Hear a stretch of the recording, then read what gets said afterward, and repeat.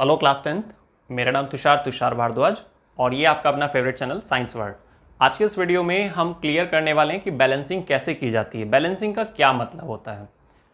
Chemistry में जितनी भी आप रिएक्शंस लिखते हैं, जितनी भी केमिकल रिएक्शन को नोट करते हैं, उन सभी रिएक्शन को बैलेंस करना ज़रूरी होता है। बल्कि इस टॉपिक पर तो एक सेपरेट क्वेश्चन भी आता है। तो स्टार्ट करते हैं आज के वीडियो को बैलेंसिंग के टॉपिक के साथ। देखिए, सबसे पहली चीज़ कि भाई बैलेंसिंग का मतलब क्या होता है। केमिकल रिएक्शंस जो होती हैं उनको जब हम रिप्रेजेंट करते हैं फॉर्मूले की हेल्प से, किसी सिंबल्स के जरिए, तो उसको केमिकल इक्वेशन कहा जाता है। अभी जो केमिकल इक्वेशन होती हैं वो बैलेंस्ड हो सकती हैं और अनबैलेंस्ड हो सकती हैं। तो एक तरह से दो तरह की हमारे पास पॉसिबिलिटी है केमिकल इक्वेशंस को लेकर, बैलेंस्ड और unbalanced chemical equation. Unbalanced chemical equation का मतलब होता है कि भाई रिएक्शन बैलेंस नहीं है। तो कुल मिलाकर बात ये आती है कि भाई बैलेंसिंग का क्या मतलब है, बैलेंस्ड केमिकल इक्वेशन का क्या मीनिंग है। नंबर ऑफ एटम्स, रिएक्टेंट की तरफ जितने एटम्स हैं उतने ही एटम होने चाहिए प्रोडक्ट की तरफ। किसी भी एक पर्टिकुलर अगर आप एटम की बात करके चल रहे हैं, किसी भी अगर एक प्रकार के एटम की आप बात करते हैं, तो उनका जो नंबरिंग है रिएक्टेंट की तरफ वो बराबर होना चाहिए प्रोडक्ट की तरफ जो नंबर ऑफ एटम्स होंगे उनके। क्लियर?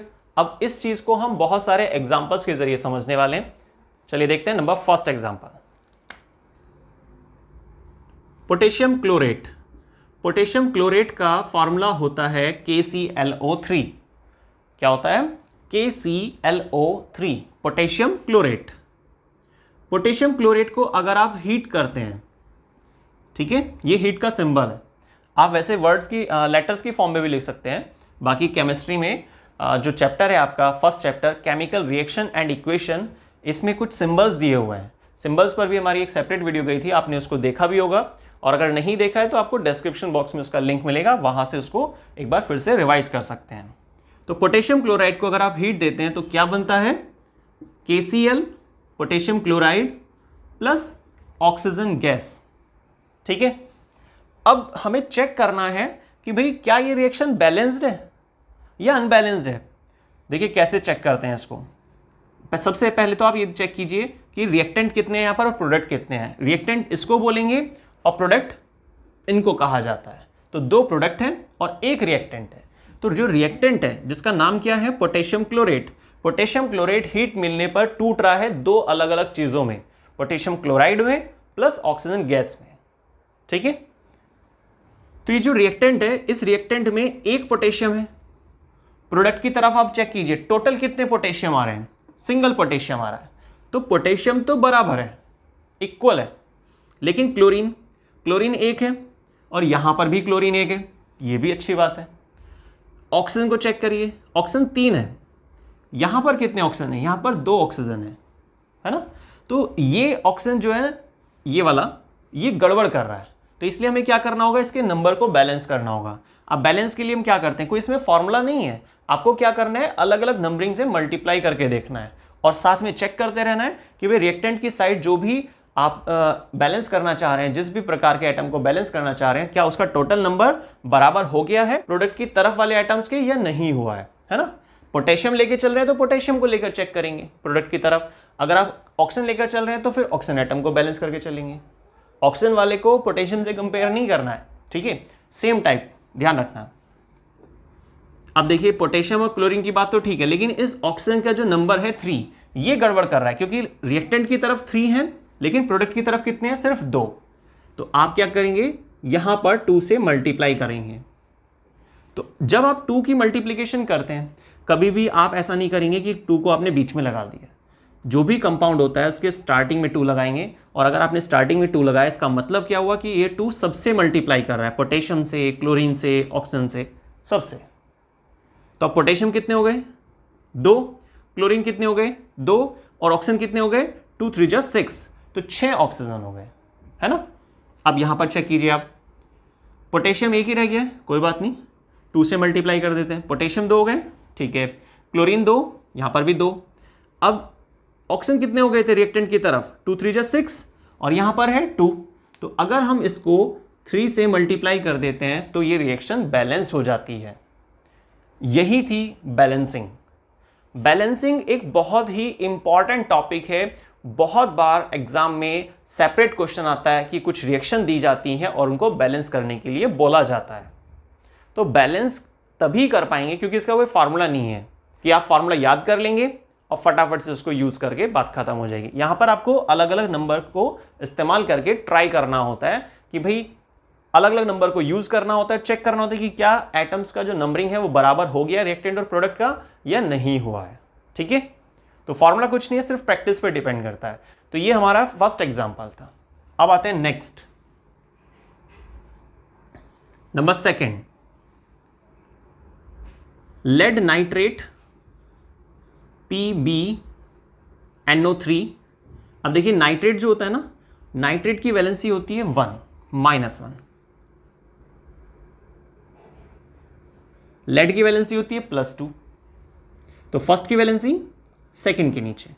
ब्रैकेट लगाना बहुत ज़रूरी है। आप सोचिए अगर आपने ब्रैकेट नहीं लगाया तो जब आप लेड की वैलेंसी को लिखेंगे ना सेकंड वाले पार्ट के नीचे की तरफ, तो यहां पर अगर ब्रैकेट नहीं लगाई तो क्या लगेगा कि NO32, तो डिस्टर्ब हो जाएगा, गलत हो जाएगा ये, है ना। तो इसीलिए ब्रैकेट यहां पर लगाना बहुत ज़रूरी है, याद रखना। नाइट्रेट कुछ एक्स्ट्रा वैलेंसी होती हैं, वो भी आपको याद करनी होती हैं। केमिस्ट्री का बेसिक क्लियर होगा तभी आप कुछ टॉपिक्स हैं उनको कवर कर पाएंगे। तो लेड नाइट्रेट कोई रिएक्टेंट है, ये जो कंपाउंड था ये टूट जाता है हीट मिलने पर, है ना, डिकम्पोजिशन बाय हीट। इसको आप एंडोथर्मिक रिएक्शन भी कह सकते हैं। एंडोथर्मिक मतलब जो हीट के इस्तेमाल से, एंडोथर्मिक रिएक्शन वो रिएक्शन होती है जो हीट का एब्जॉर्प्शन करती हैं, हीट मिलने पर ही वो प्रोसीड होती हैं। तो लेड नाइट्रेट हीट मिलने पर टूट जाता है कुछ चीज़ों में, और वो चीज़ें क्या क्या है? Lead oxide, nitrogen dioxide NO2 plus oxygen gas. Clear? अब हमें इस रिएक्शन को बैलेंस करना है, एक एक करके लेके चलते हैं। लेड सिंगल है, यहां भी सिंगल है। अच्छा, इस 2 से कंफ्यूज नहीं होना आप कि भाई यहाँ पे 2 लगा है तो लेड से भी मल्टीप्लाई कर रहा है। लेड से मल्टीप्लाई नहीं कर रहा है, ये जो ब्रैकेट है ना, इस ब्रैकेट के बाहर 2 लगा हुआ है, तो इसका मतलब इस ब्रैकेट के अंदर जितने भी सिंबल्स हैं उन सबसे मल्टीप्लाई करेगा 2। तो ऑक्सीजन यहाँ पर 6, नाइट्रोजन यहाँ पर 2, ये चीज़ याद रखना। लेड से मल्टीप्लाई नहीं करेगा, ये बात क्लियर करनी है आपको। तो लेड सिंगल है, यहाँ पर भी सिंगल है, ठीक है, कोई दिक्कत नहीं है। ऑक्सीजन 6 आ रहे हैं और यहाँ पर 2 और 2 4 और 5, ये सिंगल आ रहा है, ठीक है। तो एक तो ऑक्सीजन की गड़बड़ हो गई है ना। नाइट्रोजन कितने? 2, यहाँ पर सिंगल है, ठीक है। तो हम एक काम करते हैं कि यहाँ से मल्टीप्लाई कर देते हैं, ठीक है। तो 2 से मल्टीप्लाई किया, जिसकी वजह से क्या होगा? ऑक्सीजन 2 ऑक्सीजन हो गए, 2 यहाँ पर है और 2 यहाँ पर, 6 ऑक्सीजन हो गए, ऑक्सीजन बैलेंस हो गए। लेकिन यहाँ पर लेड में हमने 2 से मल्टीप्लाई किया ना, तो लेड यहाँ पर सिंगल रह गया, तो इसमें भी आपको 2 से मल्टीप्लाई करना होगा। तो लेड भी बराबर हो गए, है ना। तो लेड तो बराबर हो गया, लेकिन अब हुआ क्या, जब आपने 2 लगाया तो ये 2 तो सबसे ही मल्टीप्लाई करेगा, तो सबकी मल्टीप्लाई होगी। इसका मतलब ये हुआ कि ऑक्सीजन जो है हमारे पास 12 हो गए हैं, है ना। कितने हो गए? 12, क्योंकि 3 2 6, 6 2 12, ठीक है। याद रखना, जब पहले हम लगाते हैं ना किसी भी नंबर को तो सबसे मल्टीप्लाई करते हैं, जितने भी एलिमेंट है सबसे, ये चीज़ आपको क्लियर करनी है। तो ऑक्सीजन कितने हो गए? 12 हो गए हैं। चलिए कोई बात नहीं, 12 ऑक्सीजन है, 2 यहाँ पर है और 2 यहाँ पर है, ठीक है। 2 ऑक्सीजन इधर, 2 इधर, और 12 थे टोटल हमारे पास, तो हमें 8 चाहिए ना, 8 ऑक्सीजन की नीड है। तो हम यहाँ पे 4 से मल्टीप्लाई कर सकते हैं ना। और नाइट्रोजन कितना? 2 2 4, ठीक है, बहुत बढ़िया हुआ है तो, है ना। देखिए 2 ऑक्सीजन ये और 2 ऑक्सीजन इधर, 4 ऑक्सीजन है, और टोटल कितने थे हमारे पास? यहाँ पर 12 ऑक्सीजन थे, यहाँ पर कितने हैं? सिर्फ 4 ऑक्सीजन है। तो हमें 8 ऑक्सीजन की नीड है ना, 8 ऑक्सीजन चाहिए, जिसमें से 2 है यहाँ पर, तो 4 से मल्टीप्लाई कर देते हैं, तो 4 2 8 हो गया। तो 8 10 और 12, क्लियर। लेड 2, ये भी क्लियर। लेकिन नाइट्रोजन 4, और यहाँ पर कितने थे? 2 और 2 4 नाइट्रोजन, ठीक है। तो याद रखना है आपको, मैं इसे यहाँ पर लिख देता हूँ एक बार इनका नंबरिंग। देखिए यहाँ पर नंबर लिख लेते हैं इसमें, लेड 2, नाइट्रोजन 4, ऑक्सीजन 12, ठीक है। रिएक्टेंट की तरफ सेम ऐसे ही प्रोडक्ट की तरफ, प्रोडक्ट वाला भी चेक कर लेते हैं। लेड 2 है और ऑक्सीजन कितने?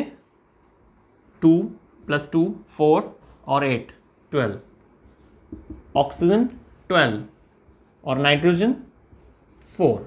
ठीक है, तो बिल्कुल बराबर आ रहा है, तो इसको ही बोल रहे हैं बैलेंसिंग। तो ये हमारा सेकेंड एग्जाम्पल हुआ। नंबर थर्ड में हम ले रहे हैं ferrous sulphate FeSO4। Ferrous sulphate को जब आप हीट करते हैं, थोड़ा सा हीट प्रोवाइड करते हैं, तो फेरस सल्फेट जो होता है वो ब्रेक हो जाता है 3 चीज़ों में,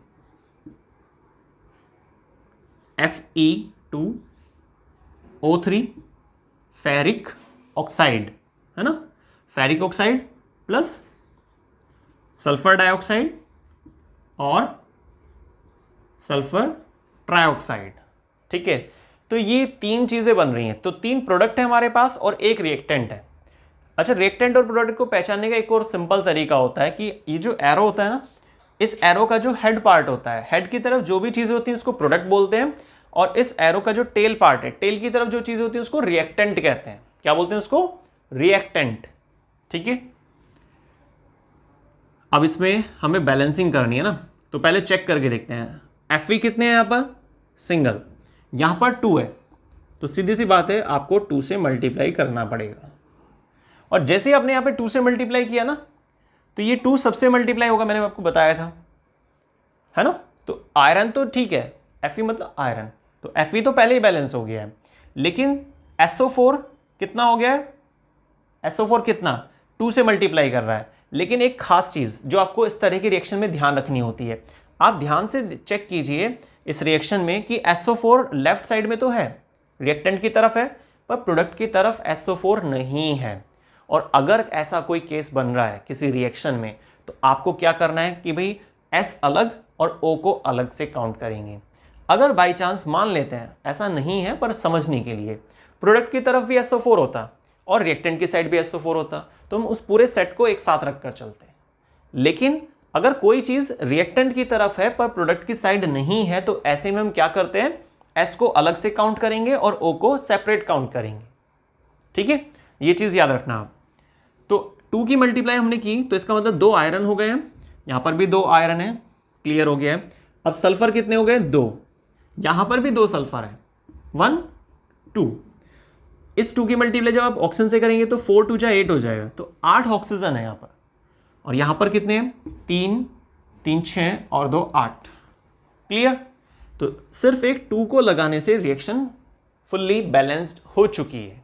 रिएक्शन क्लियर हो गई, तो सिर्फ 2 लगाने से ही इस रिएक्शन को हमने बैलेंस कर लिया। लेकिन कई बार क्या होता है कि आपने यहाँ पर 3 लगा दिया, 4 लगा दिया, तो आपको अलग अलग नंबर लगाने के बाद उसको फिर नंबर को चेक करके चलना है कि नंबर ऑफ एटम्स किसी भी एक टाइप के, जैसे आयरन को हम लेकर बैलेंस कर रहे हैं, तो LHS की तरफ कितने हैं और RHS की तरफ कितने हैं, दोनों बराबर होने चाहिए। बस यही बैलेंसिंग। तो इस बैलेंसिंग को तो जितना आप प्रैक्टिस में लाएंगे ना, उतना ही बढ़िया रहेगा। फिर आपको ज़्यादा कुछ सोचना नहीं पड़ेगा, फटाफट आप बैलेंस कर पाएंगे। यहाँ पर अच्छा 5 कार्बन आ रहे हैं, उधर 5 कार्बन आ रहे हैं, तो बैलेंस है पहले से। बहुत सारी रिएक्शन बैलेंस दी होती हैं पहले से। ठीक, अब लेते हैं नेक्स्ट एग्जाम्पल।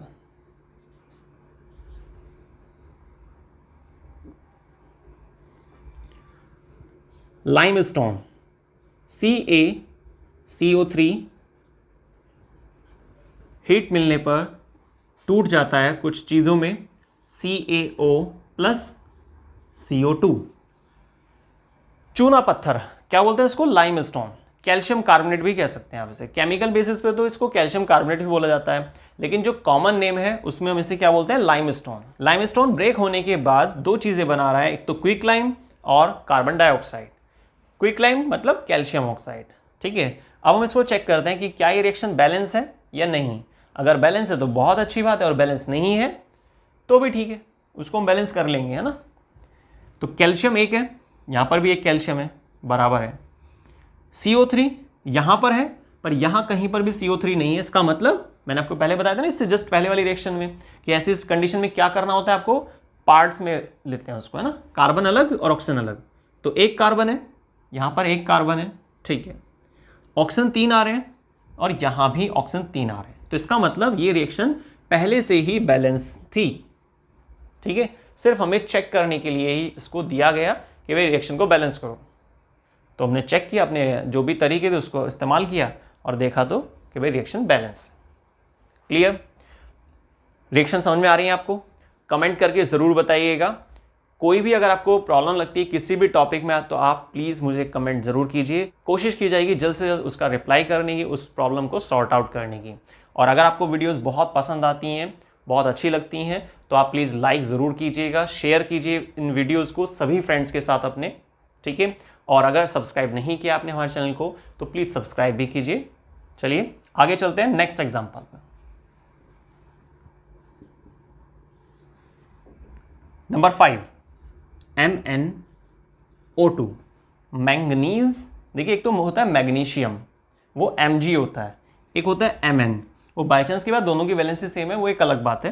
तो Mn मतलब manganese, manganese dioxide plus HCl hydrochloric acid. और क्या बनता है इसमें? तो क्या बनता है प्रोडक्ट की तरफ? Manganese dichloride plus Cl2 chlorine gas plus water. ठीक है, तो ये 3 प्रोडक्ट बन रहे हैं 2 रिएक्टेंट की मदद से। अब हमें रिएक्शन को चेक करना है कि क्या ये रिएक्शन बैलेंस है।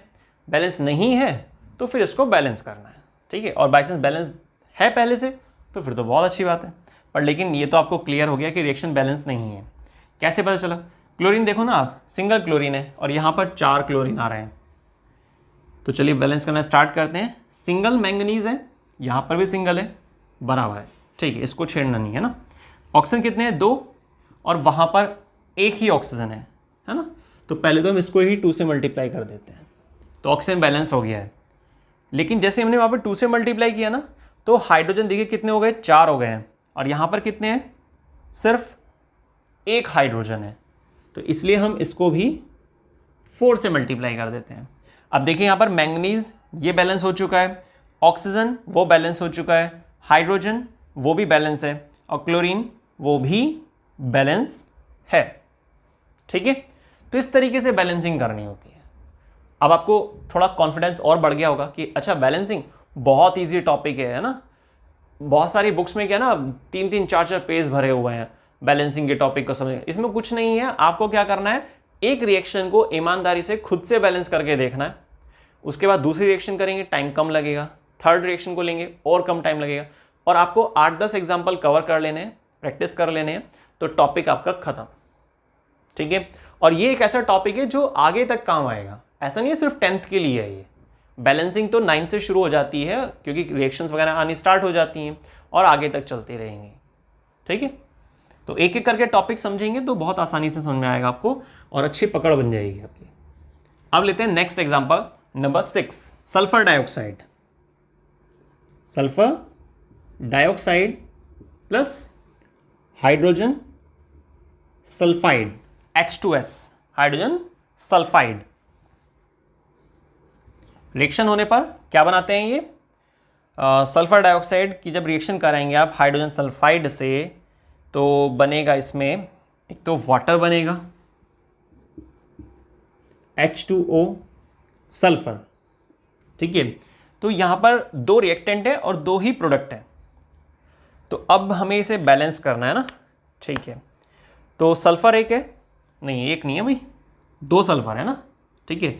रिएक्टेंट की तरफ जो भी आप लेकर चल रहे हैं ना एग्जाम्पल में, जैसे हमने सल्फर को लेकर स्टार्टिंग किया, तो टोटल आप देख लेना रिएक्टेंट की तरफ सल्फर कितने आ रहे हैं। तो यहाँ पर टोटल 2 सल्फर आ रहे हैं, इधर सिंगल है, कोई बात नहीं, 2 से मल्टीप्लाई कर देते हैं, सल्फर बैलेंस हो गया ना। ऑक्सीजन को देखो आप, 2 ऑक्सीजन आ रहे हैं, यहाँ पर 1 ऑक्सीजन है, 2 से मल्टीप्लाई कर देते हैं। तो अब हमारे इसमें ऑक्सीजन बैलेंस हो चुका है, ठीक है, सल्फर वो बैलेंस हो चुका है। हाइड्रोजन कितने हैं यहाँ पर? हाइड्रोजन यहाँ पर है 4, तो यहाँ पे 2 से मल्टीप्लाई करना पड़ेगा, और हम 2 से जब मल्टीप्लाई करेंगे तो ये काम फिर से खराब हो जाएगा। क्यों खराब हो जाएगा? क्योंकि देखिए जब हमने सल्फर बैलेंस कर लिया था और हमने यहाँ पर 2 से मल्टीप्लाई किया, तो इसका मतलब सल्फर को भी इसने डिस्टर्ब कर दिया। तो एक बात दोबारा से चेक करते हैं, सल्फर 1 यहाँ पर है, 2 सल्फर यहाँ पर हो गए, है ना? तो 2 और 1 3 सल्फर हो गए, और यहाँ पर कितने? 2 सल्फर है। तो इस 2 को हमें हटाना चाहिए और क्या लगाना चाहिए? 3। तो सल्फर ठीक है, 2 इसलिए क्योंकि 2 लगाया ना, तो 2 तो सबसे मल्टीप्लाई करके बताया था मैंने आपको स्टार्टिंग में। तो 2 सल्फर ये और एक 3 सल्फर हो गए, ठीक है। ऑक्सीजन कितने 2 और यहाँ पर कितने हैं 2, ये भी ठीक है। हाइड्रोजन कितने 2 2 4 और यहाँ पर कितने 4, तो इसका मतलब अब बैलेंस हुआ है ये। तो कई बार हो जाता है कि आपने कोई रिएक्शन ली, किसी भी केमिकल रिएक्शन को आप बैलेंस करने जा रहे हैं और आपने 2 से मल्टीप्लाई किया और आगे जब आपने किसी और जगह कुछ और डिजिट से मल्टीप्लाई किया तो उसकी वजह से वो आपको हटाना पड़े और फिर कोई और नई डिजिट लगानी पड़े। तो आपको एक बार फाइनली चेक जरूर कर लेना है कि हाँ भाई बैलेंस हो गया है या नहीं हुआ है। तो आज की वीडियो में हमने बैलेंसिंग के टॉपिक को क्लियर किया कि केमिकल इक्वेशंस जो होती हैं, केमिकल रिएक्शन भी कह सकते हैं, हालांकि थोड़ा सा डिफरेंस होता है, कोई ज़्यादा बड़ी बात नहीं है। तो केमिकल इक्वेशन को जब हम बैलेंस करते हैं तो उसका क्या कोई फॉर्मूला है या कोई स्पेशल तरीका है? तो आंसर है बिल्कुल नहीं, कोई स्पेशल फॉर्मूला नहीं है, कोई तरीका नहीं है। इसमें क्या है, सिंपल आपको जो आप मैथ्स में डिजिट्स इस्तेमाल करते हैं तो अलग अलग नंबर से आपको मल्टीप्लाई करके देखना होता है, ठीक है। तो आज की वीडियो में हमने 6 अलग अलग एग्जाम्पल के जरिए बैलेंसिंग के टॉपिक को क्लियर किया। तो आज की वीडियो में बस इतना ही, बाकी मिलते हैं नेक्स्ट वीडियो में साइंस के एक नए टॉपिक के साथ। जुड़े रहिए साइंस वर्ड चैनल से। सभी वीडियोस को देखने के लिए बहुत बहुत धन्यवाद। वीडियोस को लाइक शेयर सब्सक्राइब करना मत भूलिएगा। तो मिलते हैं नेक्स्ट वीडियो में। थैंक्स।